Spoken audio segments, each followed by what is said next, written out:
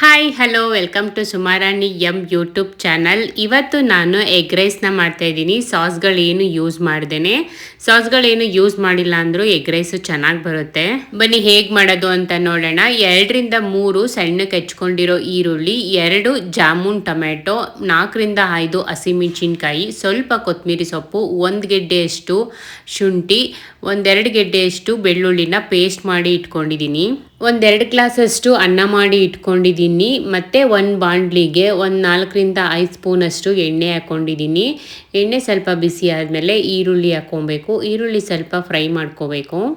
ಎಣ್ಣೆ ಇನ್ನೂ ಸ್ವಲ್ಪ ಚೆನ್ನಾಗಿ ಕಾಯಬೇಕಾಗಿತ್ತು. ನಾನು ಈರುಳ್ಳಿ ಬೇಗ ಹಾಕ್ಬಿಟ್ಟೆ, ಹಾಗಾಗಿ ಸ್ವಲ್ಪ ಟೈಮ್ ತೊಗೊಂತು ಫ್ರೈ ಆಗೋದಕ್ಕೆ. ಇವಾಗ ಹಸಿಮೆಣ್ಸಿನ್ಕಾಯಿ ಹಾಕ್ಕೊತಾ ಇದ್ದೀನಿ. ಹಸಿಮೆಣ್ಸಿನ್ಕಾಯಿ ಹಾಕ್ಕೊಂಡು ಅದು ಸ್ವಲ್ಪ ಫ್ರೈ ಮಾಡ್ಕೋಬೇಕು. ನೆಕ್ಸ್ಟು ನಾನು ಶುಂಠಿ ಬೆಳ್ಳುಳ್ಳಿ ಪೇಸ್ಟ್ ಹಾಕ್ಕೊಂಡು ಫ್ರೈ ಮಾಡ್ಕೊತೀನಿ. ಶುಂಠಿ ಬೆಳ್ಳುಳ್ಳಿ ಪೇಸ್ಟು ಸ್ವಲ್ಪ ಹಸಿ ಸ್ಮೆಲ್ ಹೋಗೋವರೆಗೂ ಫ್ರೈ ಮಾಡ್ಕೊಬೇಕು. ಇದು ಜಾಸ್ತಿ ಫ್ರೈ ಮಾಡ್ಕೊಳಕ್ಕೆ ಹೋದರೆ ತಳ ಹಿಡ್ಕೊಂಡ್ಬಿಡುತ್ತೆ, ನೋಡಿಕೊಂಡು ತಿರ್ಸ್ಕೊತಾ ಇರಬೇಕು. ಟೊಮೆಟೊ ಹಾಕ್ಕೊಂಡು ಟೊಮೆಟೊ ಚೆನ್ನಾಗಿ ಬೇಯೋಕ್ಕೆ ಒಂದು ಸ್ವಲ್ಪ ಉಪ್ಪು ಹಾಕ್ಕೊಂಡು ಟೊಮೆಟೊನ ಚೆನ್ನಾಗಿ ಬೇಯಿಸ್ಕೊಬೇಕು. ಯೂಶಲಿ ಎಗ್ ರೈಸ್ಗೆ ಟೊಮೆಟೊ ಯೂಸ್ ಮಾಡಲ್ಲ, ನಾನಿಲ್ಲಿ ಸಾಸ್ಗಳು ಏನು ಯೂಸ್ ಮಾಡದೇ ಇರೋದ್ರಿಂದ ಟೊಮೆಟೊ ಯೂಸ್ ಮಾಡಿಕೊಂಡು ಮಾಡ್ತಾಯಿದ್ದೀನಿ.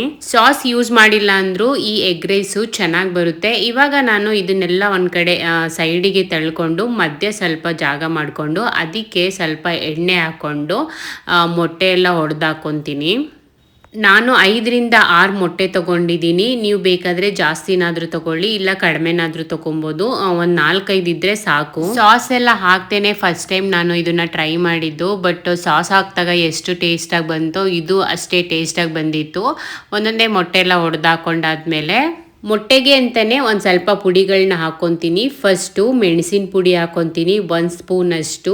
ಅದಾದಮೇಲೆ ಒಂದು ಅರ್ಧ ಸ್ಪೂನಷ್ಟು ಗರಂ ಮಸಾಲ ಪುಡಿ, 1 ಸ್ಪೂನಷ್ಟು ಅಚ್ಕಾರದ ಪುಡಿ ಹಾಕ್ಕೊತಾ ಇದ್ದೀನಿ. ನಾವು ಖಾರ ಸ್ವಲ್ಪ ಜಾಸ್ತಿ ತಿಂತೀವಿ, ಹಾಗಾಗಿ ಸ್ವಲ್ಪ ಖಾರ ಜಾಸ್ತಿ ಯೂಸ್ ಮಾಡ್ತೀನಿ. ನಿಮಗೆ ನೋಡಿಕೊಂಡು ಖಾರ ಕಡಿಮೆ ಬೇಕಾದರೆ ಕಡಿಮೆ ಹಾಕ್ಕೊಳ್ಳಿ, ಜಾಸ್ತಿ ಬೇಕಾದರೆ ಜಾಸ್ತಿ ಹಾಕ್ಕೊಳ್ಳಿ. ಇದು ಹಾಕ್ಕೊಂಡು 1-2 ನಿಮಿಷ ಬಿಟ್ಟು ಚೆನ್ನಾಗಿ ಅದನ್ನು ಮೊಟ್ಟೆಗೆ ಮಿಕ್ಸ್ ಮಾಡ್ಕೊಬೇಕು. ಮೊಟ್ಟೆಗೆಲ್ಲ ಚೆನ್ನಾಗಿ ಮಿಕ್ಸ್ ಆದಮೇಲೆ ಬೇರೆ ಎಲ್ಲ ಟೊಮೆಟೊ ಈರುಳ್ಳಿ ಎಲ್ಲ ಚೆನ್ನಾಗಿ ಒಟ್ಟಿಗೆ ಸೇರಿಸ್ಕೊಂಡು ಚೆನ್ನಾಗಿ ಮಿಕ್ಸ್ ಮಾಡಿಕೊಂಡು ಒಂದು ಸ್ವಲ್ಪ ಜಾಸ್ತಿ ಬೇಯಿಸ್ಕೊಬಾರ್ದು, ಸ್ವಲ್ಪ ಅದು ಹಸಿ ಇದ್ದಂಗೆನೇ ರೈಸ್ನ ಹಾಕ್ಕೊಬೇಕು. ರೈಸ್ ಹಾಕ್ಕೊಂಡಿದ್ದೀನಿ. ಇವಾಗ ನಾವು ಮತ್ತೆ ಆವಾಗಲೇ ಮೊಟ್ಟೆಗೆ ಹಾಕ್ಕೊಂಡಿದ್ವಿ ಪುಡಿಗಳೆಲ್ಲ, ಇವಾಗ ರೈಸ್ಗೆ ಹಾಕ್ಕೊತಾ ಇದ್ದೀನಿ. ಮತ್ತು 1 ಸ್ಪೂನಷ್ಟು ಮೆಣಸಿನ ಪುಡಿ, ಅರ್ಧ ಸ್ಪೂನಷ್ಟು ಗರಂ ಮಸಾಲ ಪುಡಿ, ಮತ್ತು 1 ಸ್ಪೂನಷ್ಟು ಅಚ್ಕಾರದ ಪುಡಿ, ಉಪ್ಪು ಹಾಕ್ಕೊತಾ ಇದ್ದೀನಿ. ಆವಾಗಲೇ ಟೊಮೆಟೊ ಬೇಯಿಸ್ಕೋಬೇಕಾದ್ರೂ ಉಪ್ಪು ಹಾಕ್ಕೊಂಡಿದ್ದೆ, ಅನ್ನಕ್ಕೂ ಉಪ್ಪು ಹಾಕ್ಕೊಂಡಿದ್ದೆ. ಇವಾಗ ನೋಡಿಕೊಂಡು ಎಷ್ಟು ಬೇಕೋ ಅಷ್ಟನ್ನ ಉಪ್ಪು ಹಾಕ್ಕೊತಾ ಇದ್ದೀನಿ.